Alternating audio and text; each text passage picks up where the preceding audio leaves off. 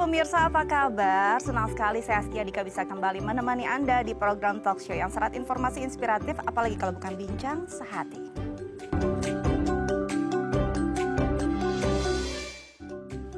Pemirsa, bincang sehati, kurangnya pasokan oksigen di otak akibat adanya penyumbatan di pembuluh darah atau justru pembuluh darahnya yang pecah. Ini disebut dengan stroke. Nah, kalau bicara tentang stroke, dampaknya banyak banget ya. Bisa mengalami kecacatan atau bahkan gangguan kognitif atau bahkan bisa pikun pasca stroke. Itu akan jadi topik kita hari ini. Tapi sebelum itu kita akan bahas dulu nih mitos atau fakta seputar stroke.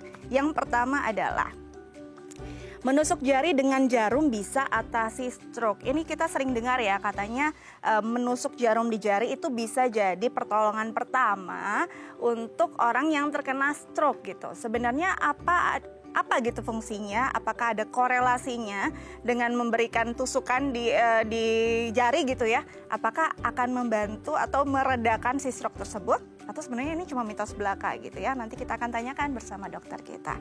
Oke, selanjutnya adalah stroke bukan penyakit jantung atau stroke adalah bagian dari penyakit jantung. Nah, ini rada bingung juga ya. Kadang-kadang orang mengaitkan bahwa kalau ada stroke pasti dia ada masalah di jantungnya. Tapi apakah sebenarnya berkaitan erat dengan hal tersebut? Atau sebenarnya stroke ini adalah kondisi gangguan kesehatan tersendiri yang disebabkan oleh penyakit lain dan tidak perlu ada kondisi jantung yang bermasalah. Nanti kita akan tanyakan juga nih bersama dokter kita. Oke, selanjutnya adalah wanita lebih rentan terkena stroke. Nah, kalau bicara tentang stroke katanya wanita lebih rentan terkena kondisi ini gitu. Nah, apa sih penyebabnya? Apakah ada kaitannya dengan hormon? Karena dibilang kan wanita adalah makhluk estrogen gitu ya. Apakah ini juga berpengaruh membuat kondisi stroke itu mudah dialami oleh wanita atau sebenarnya cuma mitos belaka nih? Nanti kita akan tanyakan juga bersama dokter kita ya. Oke, selanjutnya adalah dilarang mengonsumsi makanan kemasan untuk menghindari stroke gitu ya. Nah, kalau kita bicara tentang makanan kemasan, isinya kan banyak banget nih hal-hal yang kayaknya nggak gitu baik untuk tubuh kita. Ada MSG, pengawet, pemanis buatan gitu ya. Dan katanya ini bisa memicu stroke. Sejauh mana kondisi ini atau makanan-makanan ini bisa memicu stroke gitu? Apakah kalau cuma dimakan sesekali kayaknya nggak terlalu ngaruh ya? Atau ini menjadi makanan yang menahun dimakan hampir setiap hari? Nah, itu yang baru bisa memicu stroke. Nanti kita akan tanyakan juga, kita konfirmasi bersama dokter kita. Oke, selanjutnya. Stroke bisa sembuh total. Kalau kita bicara tentang stroke, banyak yang dampaknya tuh setelah itu ada kondisi disabilitas gitu ya.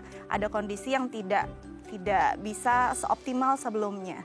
Entah itu di bagian wajah ataupun di anggota tubuh yang lain. Tapi apakah benar stroke itu bisa loh sembuh total? Nah, pengobatannya seperti apa kalau bisa sembuh total? Itu yang akan kita tanyakan juga nanti bersama dokter kita. Kalau gitu jangan kemana-mana, tetap di depan televisi Anda. Saya akan kembali usai jeda, tetap bersama kami di Bincang Sehati.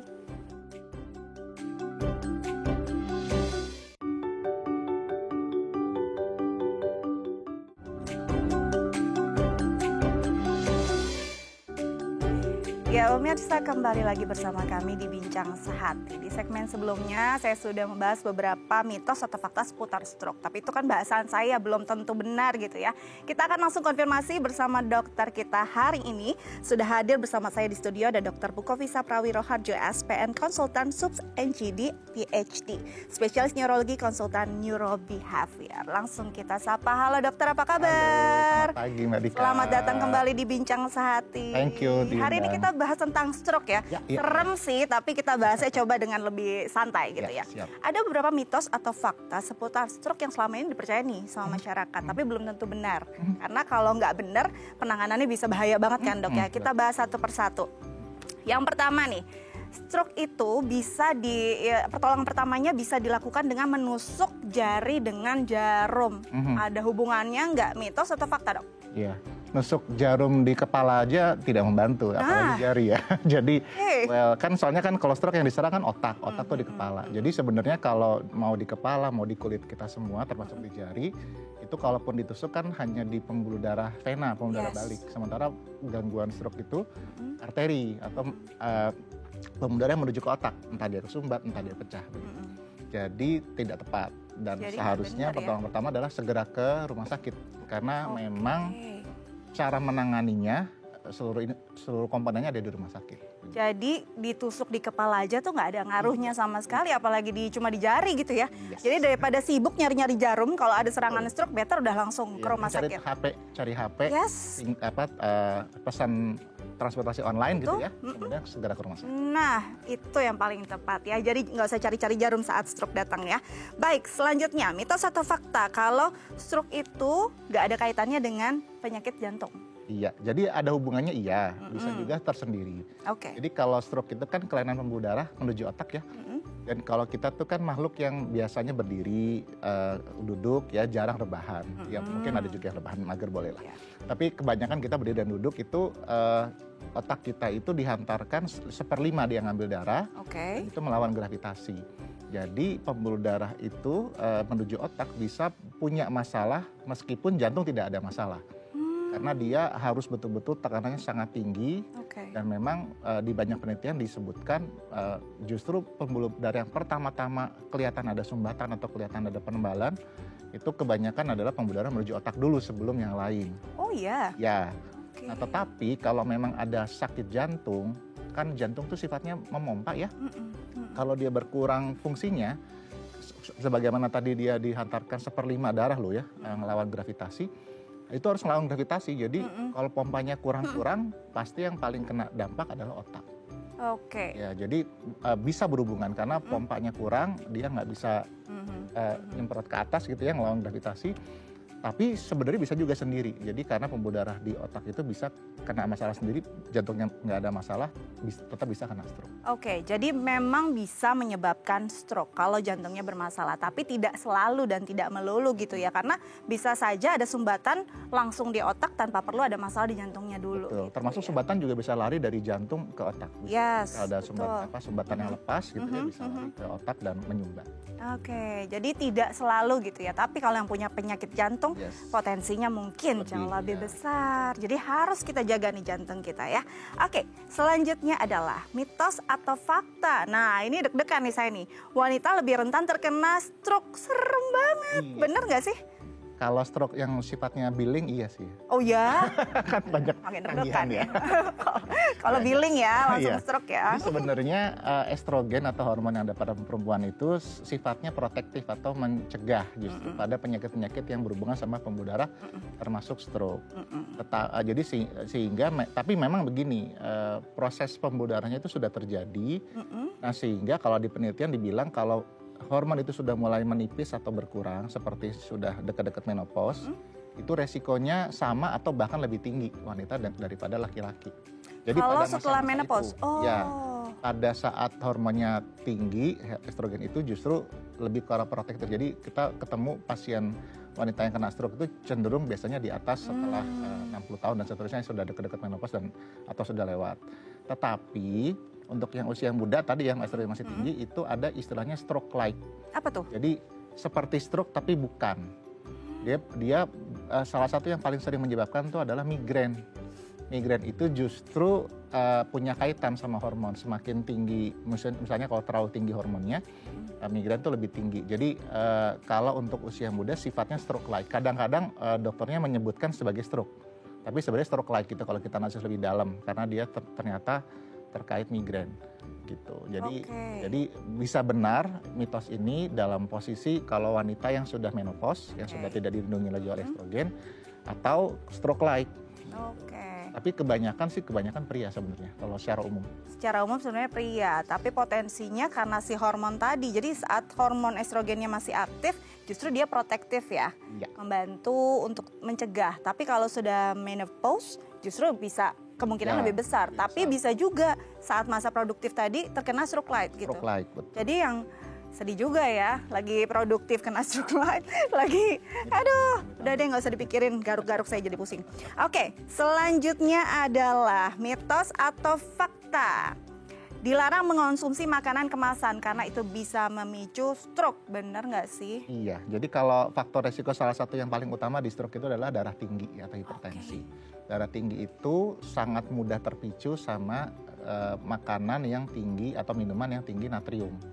Minuman bersoda atau kalau dalam hal ini makanan yang kemasan memang sebagian besar kandungan micinnya itu atau natriumnya tinggi gitu ya, baik garam maupun micin. Jadi secara umum natriumnya tinggi. Sehingga kalau itu dianggap sebagai meningkatkan resiko, iya gitu. Termasuk juga tadi stroke like itu migrain itu terpicu juga sama natrium. Jadi baik stroke like maupun stroke beneran memang natrium sebaiknya kita kurangi. Jadi memang sebaiknya dikurangi gitu ya. Nggak apa-apa makan kemasan selama kemasannya daun pisang gitu ya. Betul. Ya. Oke, baik. Jadi kita harus kurang-kurangi nih makanan kemasan karena isinya banyak banget zat yang nggak baik untuk tubuh. Bisa memicu stroke, bisa memicu kondisi yang lain dan banyak banget penyakit turunan karena itu. Oke, selanjutnya adalah mitos atau fakta kalau stroke itu bisa sembuh total. Kalau kita lihat kan banyak yang pasca stroke kayaknya udah nggak bisa seperti semula performanya gitu. Sebenarnya bisa nggak sih total gitu, nggak ada yang berkurang atau nggak ada yang berubah dari sebelumnya? Jawabannya bisa. Bisa? Jadi tapi tadi kalau seperti dulu waktu bulan lalu ya kita berbagi tentang kesehatan otak itu ada yang sifatnya medali emas, medali perak, medali perunggu, medali kuningan dan seterusnya. Medali besi dan seterusnya. Jadi kalau pertama dari sisi kecepatan ditanganinya itu menjadi penting. Semakin cepat kalau misalnya penderita stroke itu sampai ke rumah sakit itu sekitar 4 jam atau kurang. Dari sejak pertama kali gejala dikeluhkan, itu sangat bisa dilakukan satu treatment dari medis ya, biasa dikasih obat, itu yang kemudian bisa langsung menjobel pembuluh darah yang tersumbat. Gitu. Jadi itu kalau kita bisa membawa itu, makanya tadi kalau pertolongan pertama justru cari handphone untuk memesan transportasi online ke rumah sakit terdekat. Itu yang paling utama ya? Justru. Jadi itu yang penting, itu adalah masa emas. Berikutnya ketika pun misalnya lewat 4 jam, tetap pokoknya semakin cepat semakin baik.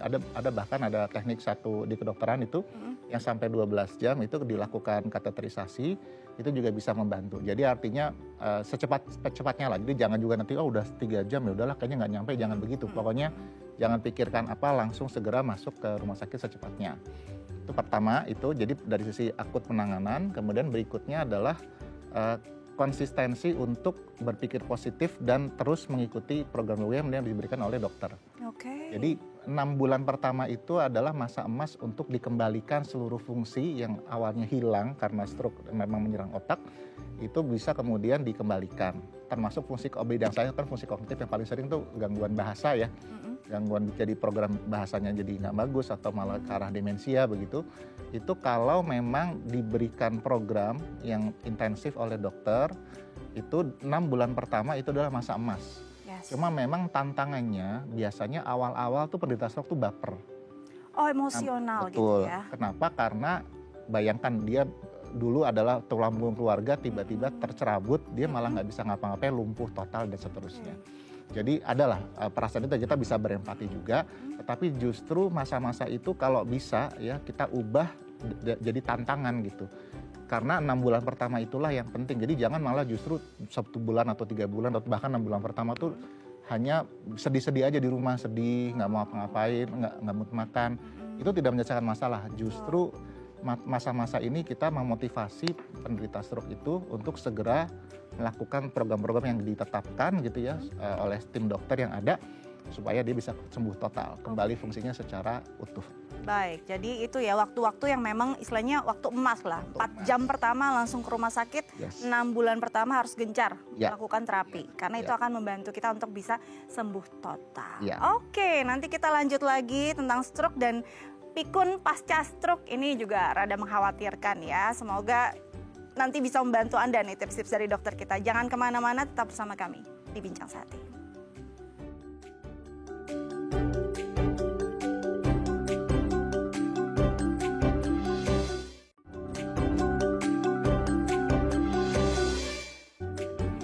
Pemirsa kembali lagi bersama kami di Bincang Sehati. Aduh, gara-gara ngomongin stroke saya jadi pelo nih ngomongnya ya. Oke, kita kembali lagi di Bincang Sehati. Kita masih bahas tentang stroke dan pikun pasca stroke. stroke gitu ya. Dan bagi pemirsa di rumah yang mungkin punya pertanyaan terkait tema kita hari ini, bisa menelpon kami di 021 290 32644 atau DM ke Instagram kami di @daifamily. Oke, kita lanjut lagi bersama dengan Dr. Pukovisa Prawiroharjo SPN, konsultan SUPS NGD PhD, spesialis neurologi, konsultan neurobehavior. Sorry ya dok, tadi ngomongnya jadi belepotan nih, terlalu mendalami topik kita hari ini gitu ya. Ngeles aja ya dok ya. Oke, kita bicara tentang stroke. Tadi kan stroke sebenarnya sudah saya gambarkan sedikit gitu. Tapi kita mau tahu nih, stroke itu sebenarnya apa sih yang terjadi pada otak kita? Ya, jadi itu otak kita kan karena dia adalah organ yang pada umumnya ya, sama seperti organ yang lain, dia disuplai secara terus-menerus oleh darah. Apa yang disuplai? Oksigen, makanan juga. Dalam hal ini makanan otak itu adalah glukosa. Jadi itu harus dengan timbangan yang baik dan suplainya harus sesuai dengan demand yang dibutuhkan oleh energi yang dibutuhkan oleh si otak untuk bekerja dan bermetabolisme kan gitu ya. Nah kalau stroke itu prinsipnya memang ada kelainan di pembuluh darah. Entah dia sifatnya pecah sehingga kalau pecah kan artinya kan ada yang molos keluar ya. Sehingga pecahannya itu sendiri darahnya, penggenangan darah itu menekan otak, itu juga jadi problem sehingga membuat tekanan di otak menjadi meningkat dan amit-amit itu memang bisa juga membuat meninggal dengan menekan si otaknya itu hernia atau jatuh gitu ya. Karena tekanannya udah sangat tinggi. Atau sumbatan. Kalau sumbatan itu artinya memang ada regio-regio otak tergantung cabangnya di mana. Yang regio otak yang diperdarahi oleh dia itu menjadi kemudian kurang energi. Dia butuh energi untuk metabolisme, untuk kelangsungan hidup selnya itu menjadi tiba-tiba nggak dapat oksigen, nggak dapat makanan, sehingga energinya nggak ada, dia jadi akhirnya mati gitu selnya. Gitu. Ini kan penyebabnya ada dua, tadi ada penyumbatan dan ada juga pecah pembuluh darah. Ada perbedaan nggak gejalanya? Gejalanya untuk awal-awal biasanya mirip, tapi memang biasanya kalau perdarahan atau pecah pembuluh darah lebih sering terjadi nyeri kepala, lebih sering terjadi kejang, lebih sering terjadi nggak sadar dengan sangat cepat.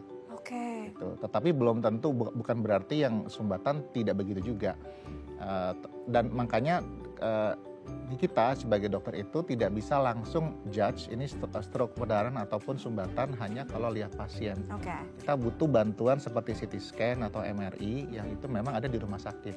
Jadi sehingga memang kita juga anjurkan nanti langsung ke rumah sakit. Jadi bukan ini dengan segala hormat, mungkin memang ada beberapa klinik yang punya CT scan atau MRI, tapi kan biasanya jarang seperti itu. Jadi kami menganjurkannya langsung ke rumah sakit. Jadi bukan ke puskesmas, bukan juga ke klinik, tetapi langsung ke rumah sakit yang kita tahu rumah sakit itu punya CT scan atau MRI. Baik. Jadi memang nggak bisa dipastikan seperti apa, walaupun memang gejalanya ada nih perbedaannya. Tapi bisa jadi yang sumbatan juga mengalami hal yang sama gitu. Kebutuhan kita karena obatnya justru bertolak belakang. Obat-obat yang untuk sumbatan justru akan memperburuk kalau dia adalah stroke perdarahan. Dan sebaliknya obat-obatan yang dipakai untuk stroke perdarahan justru memperburuk kalau justru ternyata dia sumbatan. Berarti prosedurnya ketika kita ada serangan masuk ke rumah sakit, yang pertama harus dilakukan CT dulu. Yes, betul. Ya tentu di-assess dulu secara umum kan, kemudian segera CT scan.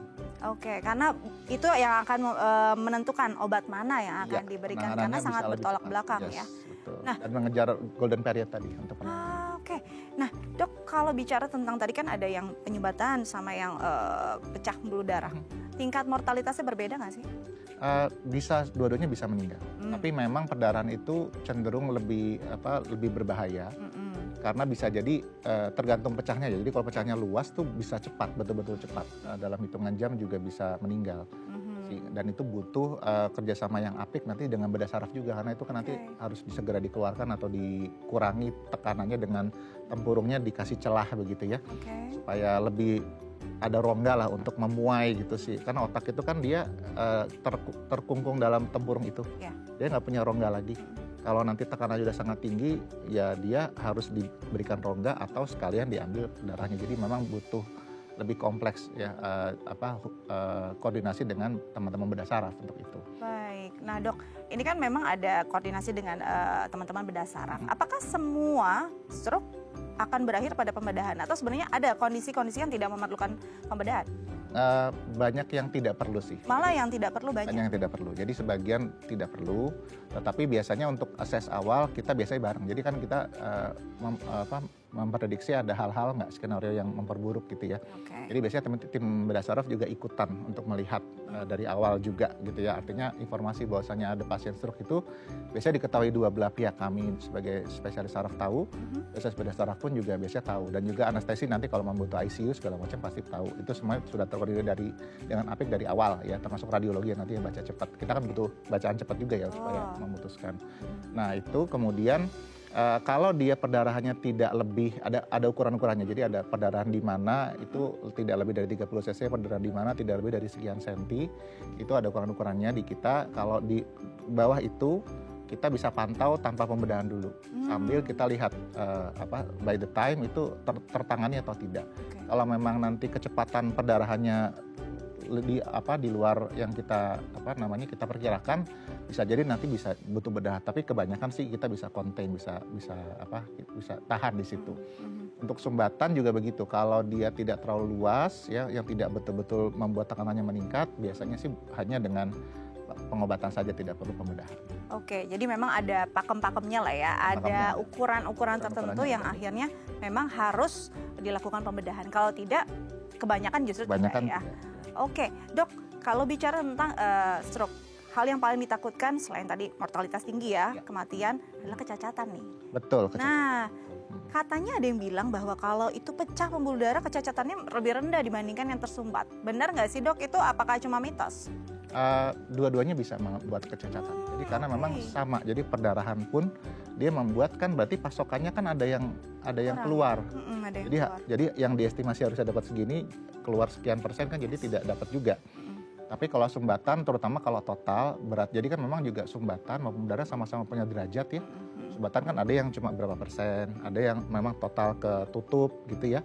Tentu kalau total ketutup akan lebih sulit, bukan lebih sulit ya, lebih beresiko untuk ada ekses, ada gejala sisa dalam hal ini kecacatannya gitu. Okay. Nah, tapi terpenting dari itu adalah tadi cacatan itu bisa dikembalikan hanya dengan ya tadi program-program dokter itu dilakukan dengan baik ya, mudah-mudahan baik. Memang itu isunya kalau di kami, saya kebetulan juga dosen di kedokteran kerja ya, jadi juga return to work sebenarnya. Okay. Untuk kembali ke pekerjaan orang-orang pasca stroke itu kadang belum rapi ya kita koordinasinya. Jadi nanti juga bisa jadi mungkin karena ini disiarkan di televisi ya, mungkin nanti kalau ada pasien atau ada sejawat yang handai tolan yang kena stroke begitu ya, selain komunikasikan ke rumah sakit, ke dokter yang menangani, karena itu penting ya, pasti nanti akan ada informasi update dan seterusnya.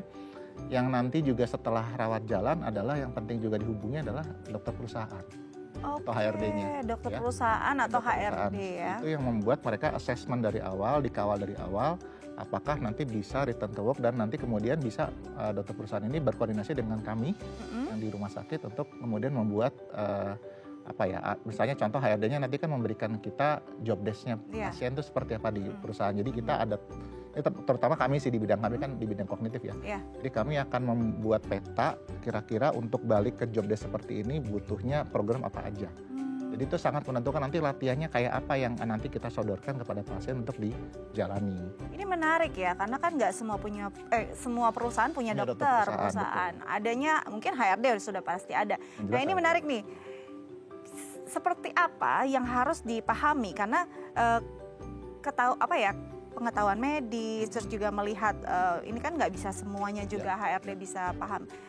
Komunikasinya tuh harusnya gimana? Berarti dari pasien memang menghubungkan atau bagaimana, Dok? Iya, jadi yang kalau kami sebenarnya di neurologi sekarang udah mulai berpikirnya bukan hanya sekedar tidak mati, bukan hanya sekedar tidak cacat, tapi dia bisa balik. Harus bisa kerja. Ya kan, tapi kan balik kerja ini kita butuh kerjasama karena kita tidak tahu job desk masing-masing orang kan seperti apa. Betul. Jadi saya berharap sih nanti hari yang nonton ini mungkin bisa komunikasi dengan kami, terutama di subspesialis saya sih. Jadi saya kan memang menentukan kognitif perilaku apa dari sisi biologis otaknya yang kemudian misalnya kena masalah nih saat ini karena stroke-nya atau penyakit otak yang lain gitu ya. HRD punya job desk. Nanti job desk itu kita buat matching oh kognitif yang kayak gini harus ditingkatkan ininya supaya dia balik lagi kerja. Jadi nanti jadi keuntungannya kalau komunikasi itu dilakukan sejak awal, ya itu akan kita buat stimulasi dari awalnya, dari bulan pertama dia dirawat jalan itu sudah visinya bukan hanya sekedar tidak cacat, bukan hanya sekedar mencegah kematian, tapi gimana dia bisa balik lagi kerja dalam sekian bulan. Itu yang penting, karena bukan hanya tetap hidup, tapi harus kembali hidup juga. Iya. Apalagi dia tulang punggung kan, mungkin masih usia muda, anak-anak masih kecil-kecil gitu kan. Aduh mau nangis deh kalau kayak gitu ya. Baik, jadi memang perlu banget koordinasi, terus komunikasi dan kesadaran juga ya. Bukan hanya dari pasien dan keluarga, karena kalau kita lihat kondisi sekarang ya kantor tuh udah jadi keluarga kedua. Betul, gitu ya. Jadi memang harus jadi support system yang baik. Oke, tidak cacat, tidak meninggal dunia, dan kembali bekerja, dan kognitifnya juga harus benar-benar prima lagi seperti semula. Tapi banyak yang bilang katanya setelah itu ada yang berkurang nih dari kemampuan kognitif, bahkan sampai ada yang pikun. Benar nggak sih dok? Betul, jadi artinya potensi itu ada. Jadi ketika dia kena stroke, maka dia akan ada semacam reaksi kaskade atau perekrutan sel yang kemudian lebih banyak yang mati. Nah itu, tapi di sisi lain sebenarnya kita punya peluang untuk menstimulasi supaya dia pertama tidak mati dan juga dipulihkan fungsinya. Jadi kejar-kejaran sebenarnya. Kejar-kejaran ya. Nah makanya terus terang aja kebanyakan pola komunikasi di Indonesia itu adalah pasien itu kebanyakan perusahaan tuh nggak aware gitu untuk mengkomunikasikan itu sejak awal. Kalau misalnya dari awal kita udah telah ini ada potensi kognitifnya turun, ya kemudian bisa menghambat dia bekerja, bukan hanya sekedar cacat dan mati, kita bisa dari awal juga membuat stimulasi kognitif juga selain stimulasi yang kan kebanyakan tuh pasien stroke tuh yang masif tuh stimulasi tangannya, kakinya yang lumpuh ya, tapi jarang stimulasi yang sifatnya memory training. Mengambil keputusan decision making training seterusnya, padahal dia level manager atau level direktur, padahal dan dilalah misalnya memang dia ada masalah di situ. Nah jadi yang sering dilupakan itu justru. Nah kalau itu dari awal terkomunikasikan ke kami ya, mungkin di kepakaran kami juga di kognitif gitu ya, kita akan bikin modul selain modul yang sudah disusun sama biasanya teman-teman rehab sama teman-teman orang yang lain untuk memulihkan fisiknya gitu dari awal, sehingga betul-betul nanti kita pastikan sekian bulan kalau bisa ya ada target-target sekian bulan nih Bapak udah bisa decision making yang baik selain tangannya lebih oke begitu ya, sehingga nanti bulan ke-6 biasanya kan nanti ada tuh kalau di tenaga kerja tuh ada cuti sakit tuh 6 bulan ya. Nah bisa nggak kita pas cuti sakit 6 bulannya berakhir tuh bisa balik kerja lagi. Oke, kan jadi gitu. Kejar-kejaran tuh. Kejar-kejaran. Gak cuma tangannya sama kakinya harus balik, otaknya juga harus balik gitu ya. Nah ini menarik nih, gimana ceritanya kalau misalkan itu tidak dilakukan secara secara bersamaan, ini bisa ada ya kelumpuhan juga di otak yang lama-lama bahkan sampai pikun. Pikun tuh kayak gimana sih? Apakah lupa segala-galanya? Dan tanda-tandanya seperti apa? Nanti kita akan bahas tapi setelah jeda berikut. Jangan kemana-mana, tetap bersama kami di Bincang Sehati.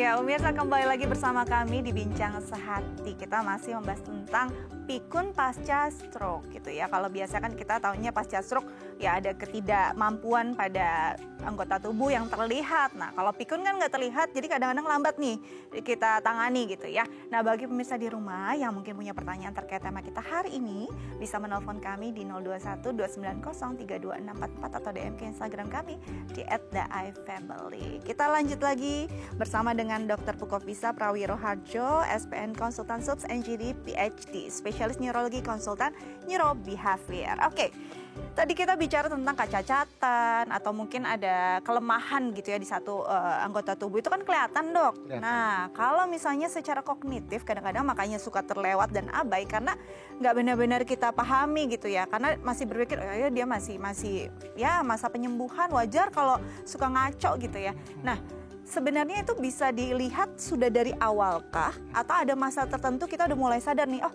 kayaknya kognitifnya terganggu ya gitu. Kebanyakan kognitif memang agak diabaikan ya. Baik pasiennya sendiri biasanya dia nggak merasa langsung notice.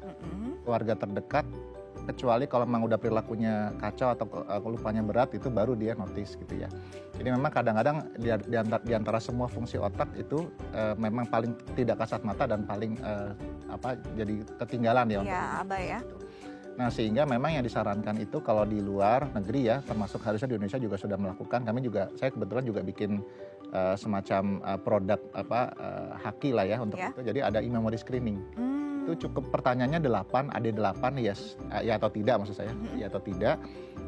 Mungkin boleh dicek juga di Google, ada terjemahan bahasa Inggrisnya, ada juga yang versi bahasa Indonesia, tinggal dijawab aja. Kalau ada 2 jawaban ya, yang sebelum stroke itu tidak, maka ya berarti kan ada penurunan ya. Nah itu berarti harus kemudian datang tuh untuk dicek secara general kognitifnya seperti apa. Nanti ya sehingga nanti dapat skornya. Skor itu kenapa pentingnya? Karena nanti kita menjadi parameter. Kalau misalnya gula itu kan parameternya lab ya. Ada gula darah segala macam. Nah untuk kognitif fungsi otak itu parameternya adalah memang dinilai secara objektif pakai serangkaian tes. Nah itu apa aja tuh dok? Tadi 8, kira-kira mungkin bisa dijabarkan beberapa. Ya misalnya contoh lebih sering lupa terhadap barang, lebih sering lupa terhadap kewajiban-kewajiban yang biasa dikerjakan. Bayar utang gitu ya dok? itu membahayakan orang lain. Membahayakan ya, jangan sampai gara-gara habis bayar utang ya. Dan semacamnya lah. Jadi memang ada 8 pertanyaan. Cukup mudah kok, cuma jawab ya tidak. Dan kalau ada 2 yang ya memang sebaiknya lanjut dilakukan tes lebih lanjut gitu ya. 2 aja gitu ya, hanya 2 dari 8 itu sudah memenuhi, itu udah perlu harus pelatihan ya. Ya, tes lebih lanjut gitu. Oke, nah kalau kita bicara sampai ke titik kepikunan. Pikun tuh apa sih dok? Kadang-kadang kita bingung ya, pikun tuh kan orang tua aja gitu ya. Lupa misalnya tadi udah makan belum, padahal baru lihat habis makan gitu. Atau pikun itu tuh di posisi kita tuh tingkat kelupaannya sampai di mana gitu. Apa sampai di mana rumah saya, nama saya siapa gitu kan, nggak juga gitu ya. Itu amnesia gitu. Nah ini gimana pikun tuh? Jadi pikun itu sebenarnya adalah gejala dan sindrom penyakit otak. Jadi itu dulu ya, nggak harus tua. Nggak harus tua ya? Karena yang muda punya otak juga kan? Iya dong, dibagi juga otaknya. Selama yang punya otak, maka kalau ada penyakit otak bisa dan memenuhi kriteria pikun, kita bisa mengatakan itu pikun. Saya sering menangani misalnya juga di rumah sakit saya, pikun pada usia 20-an. Karena memang penyakit menular ya, seperti HIV gitu, itu bisa membuat pikun, bisa. Demensia HIV namanya, itu boleh nanti dicek di Google, ada istilah itu, termasuk pasca stroke. Jadi kan pasca stroke ada infeksi otak ataupun misalnya tumor atau kecelakaan juga, ya kebentur ya, traumatic brain injury misalnya kalau pada pengendara motor yang nggak pakai helm, kecepatan tinggi gitu ya, itu dalam situasi tertentu bisa memicu pikun. Jadi pikun itu biasanya kita lihat dari ada minimal 2 domain kognitif. Biasanya paling pertama memori, yang lain adalah misalnya bisa kemampuan memperhatikan, konsentrasi, lemot ya, mengambil keputusan jadi kacau. Minimal 2 ya dari banyak domain itu yang membuat dia sehari-harinya melakukan tugas sehari-harinya menjadi bermasalah. Ganggu. Gitu. Dulu dia bisa ngatur e-banking e-banking sendiri, sekarang jadi nggak bisa. Dulu dia misalnya bisa ke tempat kerjanya atau ke tempat saudaranya dibuat perencanaan pakai busway atau pakai transportasi online dan seterusnya, dia sekarang juga merencanakan itu jadi kacau, sering nyasar. Itu semua kalau memang konsisten ada muncul ya dari hari ke hari, maka itu sudah memenuhi kriteria pikun. Gitu. Jadi bisa memang pada pikun akibat HIV, pikun karena ini temanya stroke, akibat stroke itu bisa. Nah, oleh karenanya penting untuk pertama adalah karena tadi problem challenge pertamanya adalah ini sering diabaikan, paling tidak dinotis oleh pasien karena memang dia juga masalah kognitifnya ya. Apalagi juga keluarga terdekatnya kadang-kadang nggak notice juga. Yang sering dinotis kan tangan kaki. Jadi pertama notice itu dulu, kemudian nanti dites, memang terbukti misalnya ada minimal 2 yang terganggu dan sudah terganggu aktivitas sehari-harinya. Kalau kita bisa treat sejak awal, mudah-mudahan bagus. Jadi memang harusnya dicegah lah ya. Kalau bisa di-treat dari awal, jangan sampai tingkat kepikunannya sudah lumayan tinggi baru ditangani. Itu juga akan lebih effort. Oke, sebelum kita lanjut ada pertanyaan lewat Instagram nih dok. Saya bacakan ya dari @Arthur. Pertanyaannya, selamat pagi dok, nenek saya usianya 72 tahun. Saat ini mengalami stroke ringan dan selama pengobatan hal apa saja yang perlu diperhatikan untuk menjaga kesehatan nenek saya? Oke, ini Mas Arthur perhatian ya sama neneknya ya. Jadi 72 tahun kondisinya stroke ringan. Ini juga sebenarnya mau dibahas dulu nih. Stroke ringan sama stroke berat bedanya apa sih dok? Iya, stroke ringan kan sebenarnya persepsi ya. Biasanya diukurnya dari sisi kelemahan tangan, tapi nggak gitu juga. Jadi artinya kan stroke itu bisa jadi dia tangannya ringan tapi kognitifnya berat. Ya. Gitu. Jadi kalau saya sih sebenarnya kurang setuju ya istilah stroke ringan ya. Karena apalagi karena memang bidang saya di kognitif yang itu sering diabaikan. Jadi kalau saya sih misalnya kalau intinya gini, baik dia dan cenderung kalau stroke ringan tuh jadi melahirkan keabaian yang lebih lagi dari masyarakat gitu. Karena stroke ringan doang ya udah gitu. Nah, jadi kalau saran saya sih prinsipnya adalah karena ini adalah fungsi otak, kita lihat semuanya, jangan cuma tangan, tapi juga mungkin Mas Arthur bisa melihat tuh apakah neneknya jadi sering lupa. Pokoknya kan Mas Arthur inget tuh ya, neneknya seperti apa sebelum stroke. Nah dibandingkan dengan sebelum stroke tuh seperti apa. Kalau udah mulai sering lupa, sering mungkin jadi perilakunya juga aneh. Nah itu udah menjadi alarm tuh. Kalau bisa juga tadi di screening tadi ya, yang tadi AD8 itu 2 iya, maka ada baiknya dicek gitu, di mapping dari awal. Nah, dari mapping dari awal itulah yang kemudian nanti yang tadi pertanyaan Mas Arthur kan apa yang mau diperhatikan, mapping. Jadi kan kita memperhatikan itu kan kalau mappingnya lengkap. Kalau petanya nggak lengkap, kita jadi lebih cenderung lihat tangannya doang dan seterusnya gitu kan. Jadi pertama saran saya lengkapi dulu map tentang masalah otak yang ada pada neneknya. Dari situlah kemudian kita bermusyawarah nih antara dokter dengan Mas Arthur untuk apa saja yang perlu diperhatikan untuk tercegah dari pikun di kemudian hari. Oke, nah ini kan usianya sudah 72 tahun. Bisa saja nih sebelum stroke sebenarnya sudah mulai ada kelemahan dari memorinya. Kita berarti harus benar-benar melihat dong ya, ini jauh menurun nggak sih dari sebelumnya? Seperti itu kah dok? Jadi memang dari usia yang normal itu ada kurva normalnya sendiri. Kalau misalnya Alzheimer itu dia lebih cenderung cepat daripada normal. Nah kalau pikun yang juga terpicu stroke, jadi maksudnya gini, mungkin saja dia Alzheimer ada atau mungkin dia penuaan normal tapi kemudian kena stroke. Maka dia itu kayak turun tangga, seret gitu. Cepat banget. Jadi nggak yang gini grafiknya tapi kayak tangga gitu. Nah disitulah yang perlu diperhatikan. Jadi kalau memang betul-betul ada beda yang jelas antara sebelum stroke dan sesudah stroke dari sisi kognitif, dari sisi perilaku, dari sisi ingatan, maka curigai dulu ini adalah karena stroke dan itu cenderung turunnya cepat gitu karena langsung drop gitu. Nah kalau itu ada segera untuk dibuat semacam program untuk dibalikin gitu. Jadi memang apalagi karena usianya sudah lanjut harus benar-benar lebih lebih seksama nih kita perhatikannya biar nggak abai ya, jangan sampai gara-gara oh ya memang udah tua gitu ya jadi pikun udah wajar gitu, padahal nggak juga, pikun tuh nggak wajar sebenarnya, ada masalah gitu ya. Jadi mungkin Mas Arthur sekarang mungkin lebih bisa memperhatikan neneknya di rumah, kira-kira ada kondisi apa selain pasca stroke tadi saya harus ralat ya, pasca stroke tadi apakah ada kondisi-kondisi yang menurun baik itu secara pergerakan ataupun mungkin secara memoris. Oke, dok, balik pada si pikun gitu ya. Pikun itu berarti ada fasenya nggak atau pikun ada tingkatannya nggak? Pikun berat, sedang atau gimana? Ada of course. Jadi nanti kalau tingkatan detailnya kita akan kalau nanti berobat ya kita pasti akan buat skala dan scoring. Jadi bahkan bukan hanya sekedar nanti ringan, sedang, berat, tapi nanti misalnya skor bulan ini berapa, nanti kita cek 3 bulan lagi membaik atau tidak. Kalau misalnya cenderung menurun, kita kan harus take action more gitu ya. Mungkin kita sudah take action juga di awal, tapi akan lebih gitu. Jadi artinya itu memang cara kita mengukur. Sebagaimana pasien gula pasti diminta terus kontrol, cek darah. Nah, jadi kalau di bidang kami ya pasti harus ada ukuran juga. Jadi ada ukuran yang sifatnya kuantitatif gitu, yang angka per angka. Jadi bukan hanya sekedar sekarang berat, besok ringan, besok itu nggak gitu, tapi angkanya berapa. Jadi biar nggak pakai asumsi. Karena kalau menurut saya pikunya ringan, itu kan menurut Anda gitu, tapi skornya berapa gitu. Sama kayak darah tinggi kan kita nggak mungkin, kayaknya sih saya nggak darah tinggi, dia kan nggak bisa gitu. Ya objektif aja, tensi aja, angkanya berapa, itu yang kita bandingkan dari hari ke hari kan gitu. Jadi ada parameternya, jadi valid gitu ya, karena memang bisa dilihat apakah nanti ada penurunan atau ada peningkatan gitu ya, itu nanti benar-benar bisa dideteksi dengan tepat. Nah tadi kan harus take action, tahu nih take actionnya apa sih yang dilakukan ketika seseorang sudah terserang pikun? Jadi yang pertama adalah mappingnya dulu. Jadi kalau misalnya mappingnya memorinya aja atau memori ditambah ada yang lain begitu ya. Nah setiap domain kognitif ini kan ada cara meningkatkannya. Memori pun juga banyak tipenya, itu memang kalau saya jabarin satu-satu mungkin nggak cukup waktunya. Iya betul. Tapi prinsipnya adalah kita nanti akan membuat ada dua. Yang pertama untuk stimulasi kognitif itu dua prinsipnya. Satu adalah yang lemah kita incar, kita sasar, kita kuatkan dengan cara latihan terus. Nanti ada latihan-latihannya sesuai dengan mapping yang masalah. Yang kedua adalah untuk adaptasi, karena kita kan nggak mungkin harus nunggu yang lemah itu beres dulu.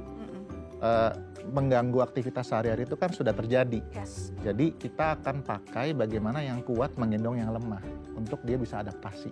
Setidaknya untuk saat ini, misalnya contoh kalau dia misalnya saya punya pasien ya, misalnya dia ke ATM bolak-balik hilang kartunya, bukan hilang ya, ketinggalan. Aduh. Jadi ada sampai 10 kali ke polisi di bulan itu karena ketinggalan kartu ATM. Oke. Nah, karena itu udah mengganggu, saat itu juga udah terganggu kan. Ya, tentu kita buat juga latihan untuk supaya dia nggak ketinggalan kartu ATM, tapi sisi lain kita juga bikin program yang membuat dia beradaptasi dengan itu. Jadi saya minta pasiennya nyanyi dulu. Nyanyi dulu, Dok? Ya, karena kebetulan memori tentang lagu dia masih bagus. Jadi makanya kita mapping itu. Jadi nggak semuanya harus dengan obat ya. Obat pasti perlu, tapi maksud saya ada beberapa tips yang sederhana yang kita bisa buat. Tips itu berdasarkan mapping yang akurat dari kognitif pasien itu. Kemudian kita kasih tips sederhana tadi, misalnya contoh tadi pasiennya tadi sering ketinggalan kartu ATM, kebetulan memori tentang lagu-lagu dia bagus, kita minta dia nyanyi. Karena kan ATM nggak bisa dimodifikasi kan, nggak boleh kan kita tambah stiker kan nggak bisa. Jadi kita minta dia nyanyi, misalnya saya bikin karangan lagu jadi justru dompet, kartu, uang. Oh, lagu dompet, baru nih ya. Kartu, uang, gitu dan seterusnya. Jadi dia sebelum masuk saya minta dia nyanyi dulu sampai selesai gitu. Nah, udah selesai itu jadi cek dompet ada, kartu sudah, uang sudah diambil. Oke, baru dia. Oh, I see. Jadi nyanyi dulu di depan mesin ATM, jadi bisa teringat gitu ya. Dompet, kartu, uang. Pas uangnya udah diambil, diingat lagi 3 hal itu. Ada kartunya. Ya, nyanyi lagi. Jadi jangan sampai tertinggal. Ini sebenarnya hal yang simpel dan sederhana ya, bisa dilakukan. Nih seru banget nih. Nanti kita tanya lagi tipsnya apa aja, tapi setelah jeda ya. Pemirsa jangan kemana-mana, tetap bersama kami di Bincang Sehati.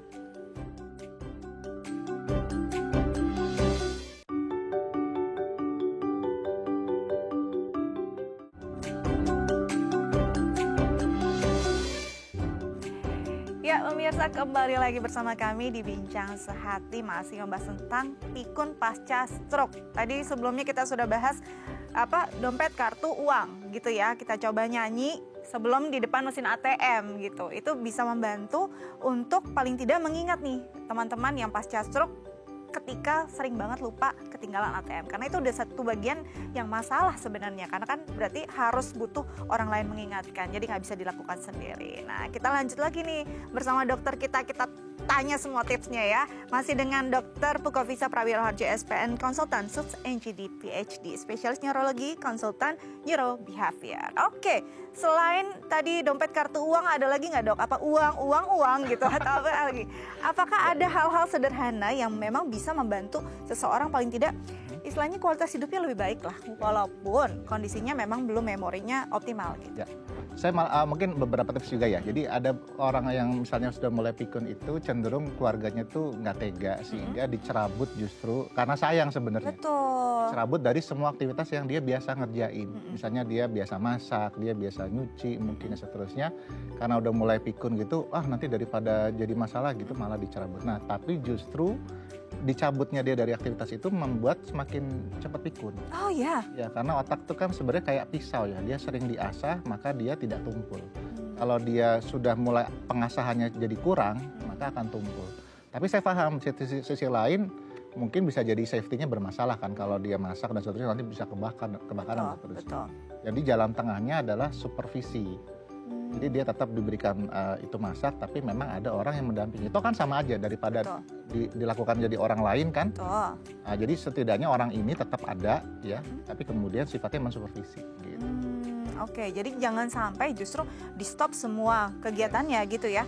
Kalau bisa yang hari-hari memang bisa dia lakukan, dilakukan selama kondisi badannya memungkinkan, tapi ditemani gitu ya. Itu akan membantu dia untuk bisa punya kemampuan itu lagi. Gitu. Yang lain juga menggunakan teknologi kan udah bagus ya, ada smartwatch, ada HP. Jadi misalnya kan yang smartwatch terbunyi sama HP juga kan ada ya.